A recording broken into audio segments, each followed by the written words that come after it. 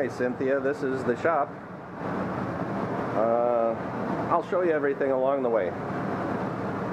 This is the ashes of your sons gotten out of the little container.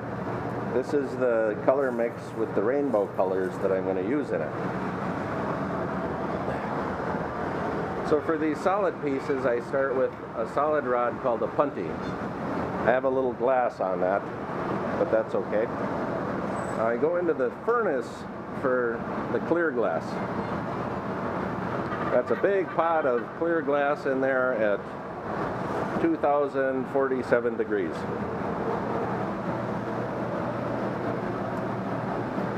And at 2000 some degrees, it's about the consistency of honey. So I'm going to shape it a little bit first and get it off the end of the punty. A punty is just a solid rod. The blowpipes are the ones that I blow things on. So you can see the end of the punty in there. Now I'll take it over to the glory hole and really heat it up. It's about 2300 degrees in there. And I have to heat it up again because it cooled a lot just shaping it. And I need to have it as hot as possible to pick up the ashes. So now I'm going to go over and just touch it to the ashes. And you see, anything that's small enough like this will just kind of stick right onto the glass. And then I make sure to tap it off real nicely so that I'm not just sprinkling ashes all over the place. Then I'll go back into the heat.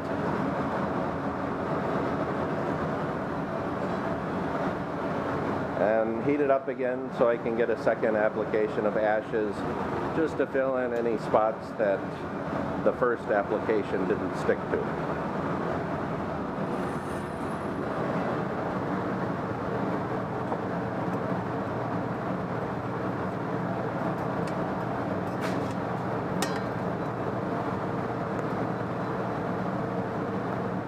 I'll tap it off again.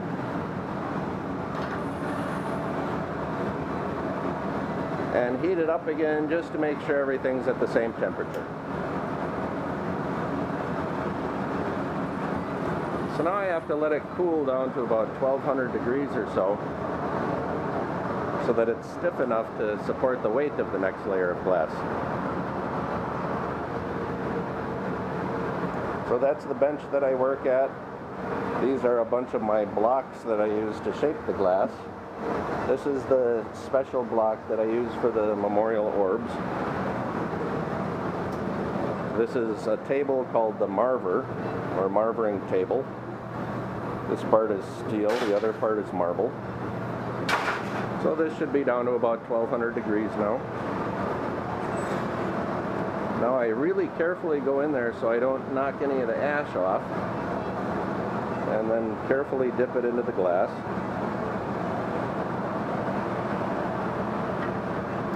And that's what it looks like coming out. So now those ashes are totally encased in the glass. So now I'm going to twist it so I get the ash all swirled around in there. I found that these really look best if the ash moves around all over the place in the glass. Then I touch it to the colors. And the colors are all made out of glass, so they just melt right on. Now let's see, you said that spiraled then swirled. I'll need a little more color.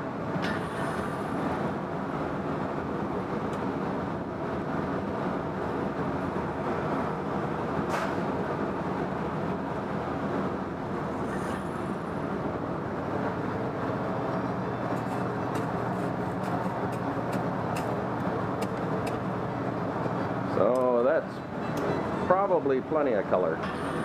I don't want to get too much in there, because then it gets real dark. So now I'm going to get that whole thing really soft again.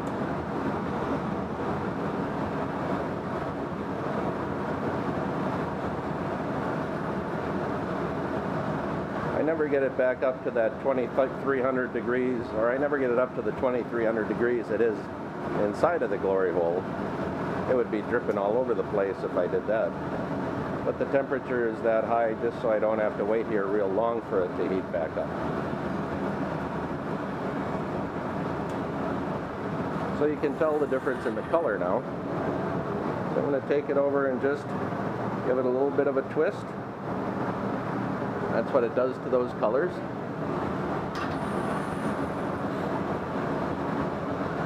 And I think I got a pretty good feel for how you want this to look. So this next part is going to be a little deceiving. It's going to look different than I'm sure what you'd be expecting me to do. And you're probably going to wonder how the heck it's ever going to look like we talked about. But I use this thing called a diamond shears and then make some real deep swirls into the glass.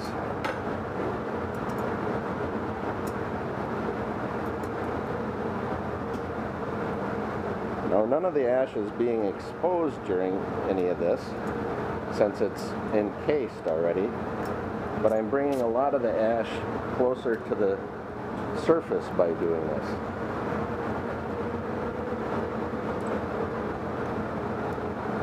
And you can see just how soft that glass is. So I'm going to leave it right about like that, but not leave it that way entirely. We need to rein that in a little bit.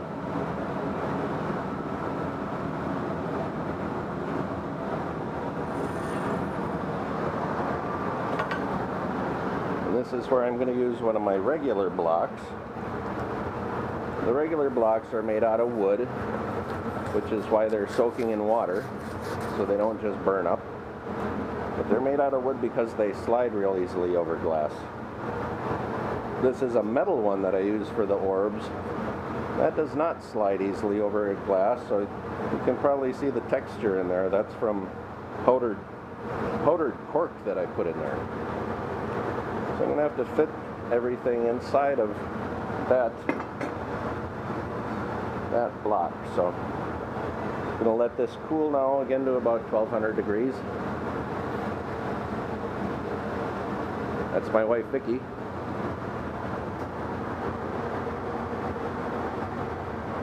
Now you'll also notice that the colors are a little different looking now than when you saw them in the tray. Don't worry, the colors always look different when they're hot. They brighten up again once they get down to room temperature. Now I'm going to get the third and final layer of glass on here. This is going to look like a real mess for a while.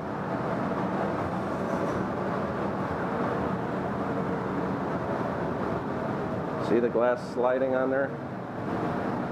So I'm going to first of all roll it on the marver to give it some sort of roundness.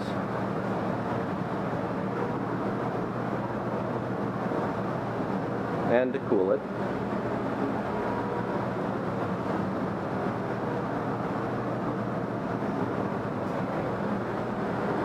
And then I'll go over here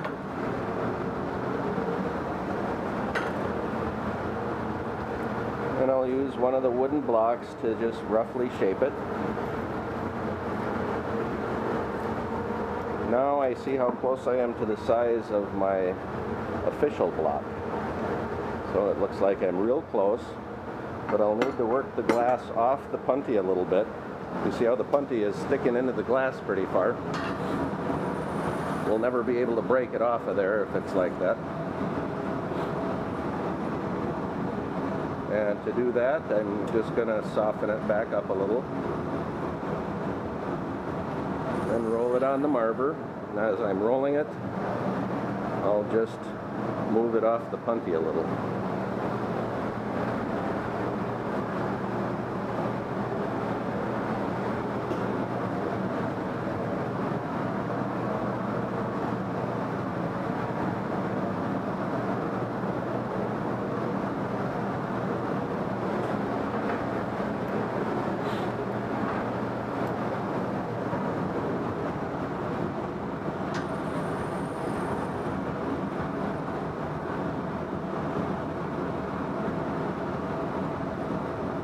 I think this is heading right in the direction that we want it to.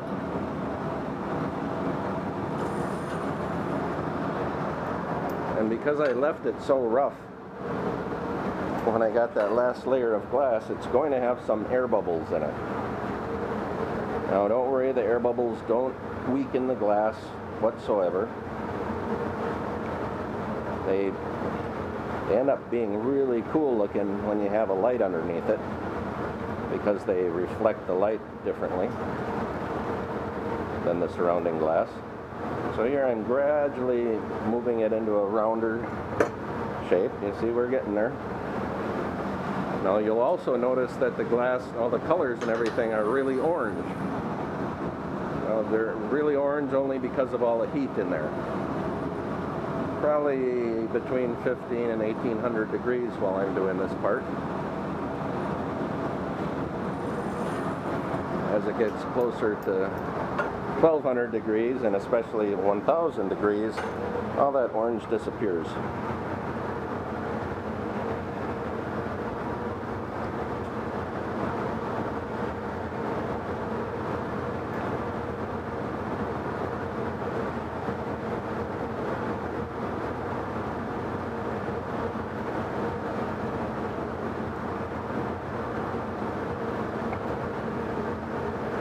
I can feel through the handle of the block that this is getting smoother and smoother, and I imagine you can see how it's getting smoother.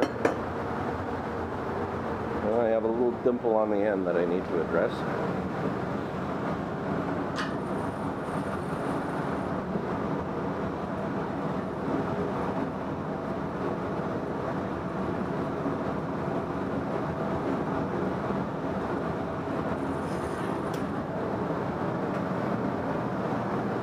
So I have to make it narrower and longer so I can push the end back in with the block.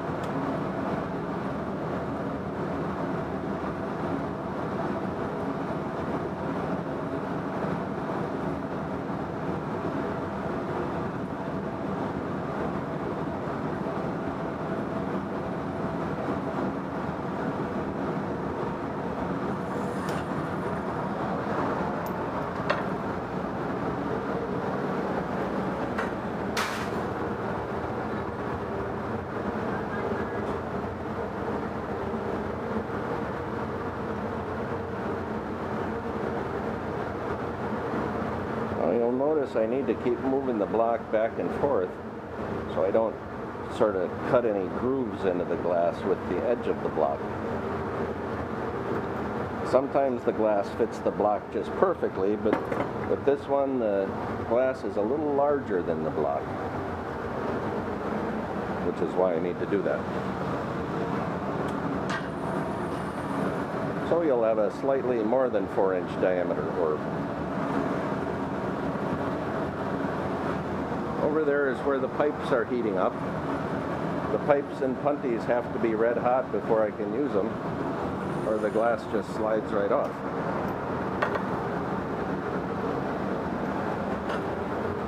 So I hope the sunglasses aren't in your way.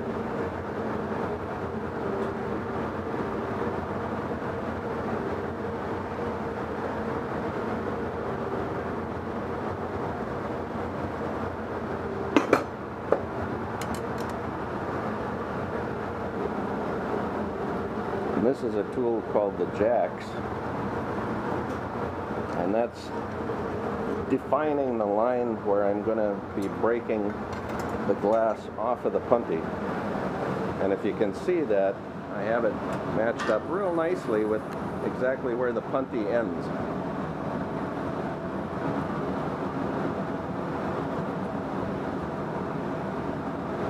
So this hopefully will be the last blocking.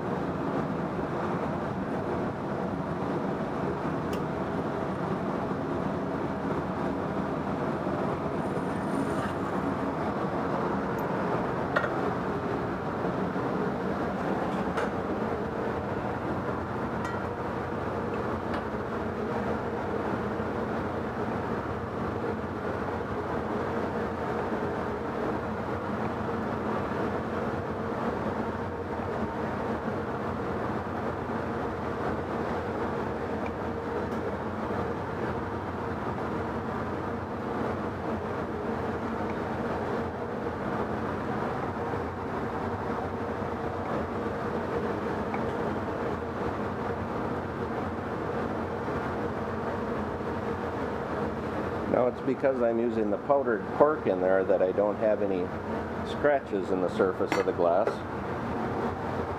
And this is the first use of this new application of cork I have on there, so it'll be at its best right now. So I think you can see the movement of the color in there, and I don't see any bad spots on the surface. So all we have to let it do from this point is cool. And it's probably at still maybe 1300 degrees, maybe 1400. And I hope I'm looking at it in a direction that you can see it from. I'll take these shades off in case you can't.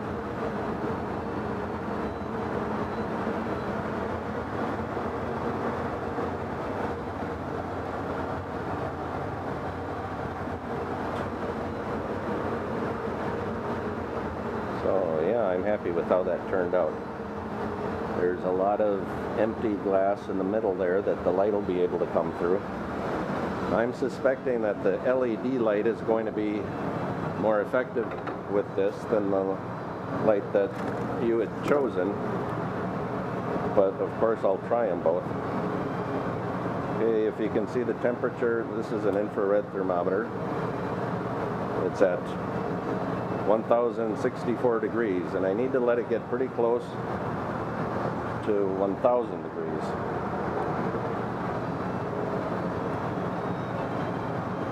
And 1040 is getting pretty close.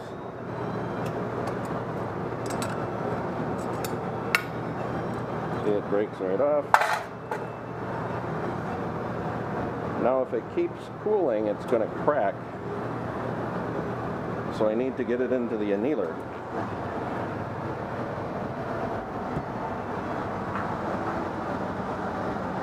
And it's just under 1000 degrees in the annealer. So you can 900 some right now after opening that. So that's what it looks like now. And then of course you'll be able to see what it looks like later. Now this is what's left on the punty. See, it breaks off pretty cleanly, and I try to make it so that there's no ash on there. And then this goes in the bucket to break off. So this is me.